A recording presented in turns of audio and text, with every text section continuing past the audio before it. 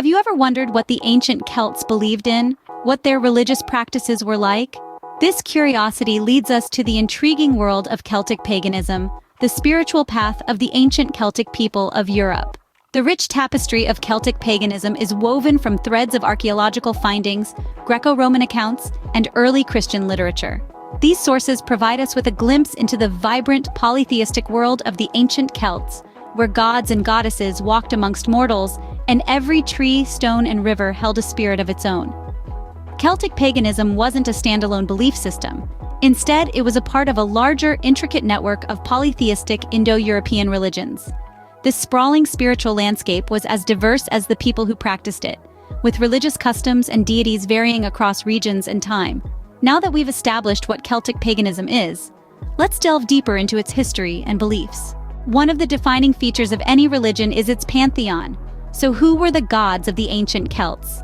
The spiritual landscape of the ancient Celts was diverse and vibrant, populated by a myriad of deities, each with their unique characteristics.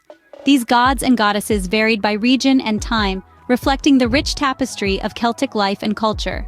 Let's delve into this pantheon, starting with Lugus, a deity often associated with arts, crafts, and commerce. Then there's Tutatis, a protector god, often invoked for personal safety and security. Tyrannus, the thunderer, was the god of the sky and storms, his mighty voice echoing in the crash of thunder.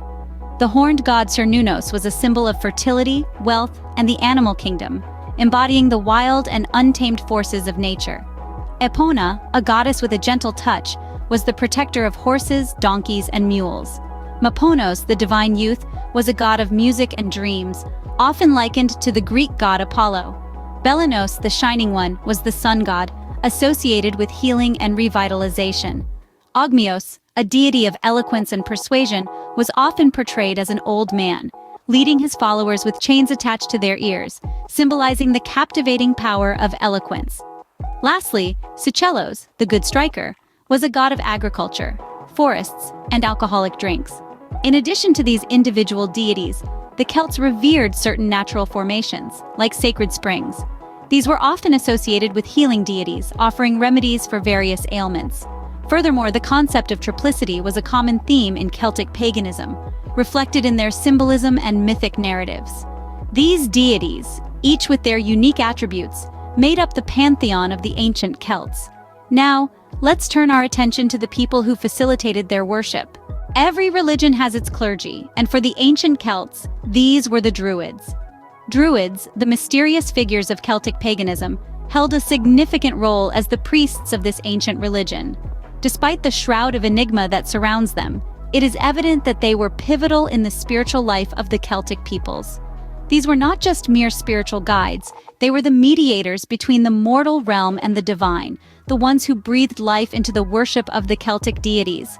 Much of what we know about the Druids comes from archaeological findings and historical accounts, but these often leave us with more questions than answers.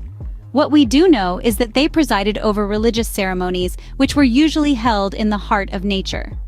Sacred groves, natural shrines, and even constructed temples served as the backdrop for these spiritual gatherings. These spaces were not chosen randomly. Instead, they were believed to be portals to the divine, places where the veil between the mortal world and the realm of the gods was at its thinnest. The Druids' responsibilities extended beyond conducting ceremonies. They were also the custodians of the sacred lore, the keepers of the tribal histories, and the interpreters of omens and signs. They were the spiritual backbone of the Celtic peoples, ensuring the continuity of their traditions and beliefs. While much about the Druids remains a mystery, their role in facilitating the worship of Celtic deities is undeniable.